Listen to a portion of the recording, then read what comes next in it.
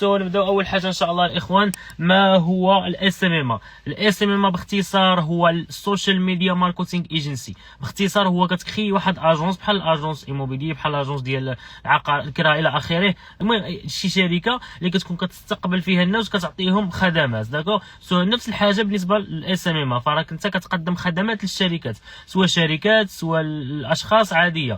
فانت كتكون انت شنو كتكون عندك؟ كتكون اجونس ديال الديجيتال، كتكون كتقن مثلا التصوير والمونتاج، كتكون كتقن الديزاين، وكتقن كذلك الماركتينغ. سو كتعيط لك كيعيطوا لك شركات، انت كتكلف لهم بالتسويق ديالهم من ا حتى لزد، يعني كتكلف لهم بالاشهارات، كتكلف لهم كلشي. باختصار انت واحد اجونس كتخدم معاهم في الديجيتال. داكور الهدف ديالك شنو هو؟ تزيد من المبيعات ديالهم وتزيد من الزبناء ديالهم، داكور، وتزيد من الشهره ديالهم والى اخره، تطلع النيفو ليهم كون انك انت اللي متخصص في الديجيتال. داكور باختصار الاخوان الاس ام ام هو هذا. الاس ام ام هو انك تكلف بالشركات من ا حتى لزد. داكور.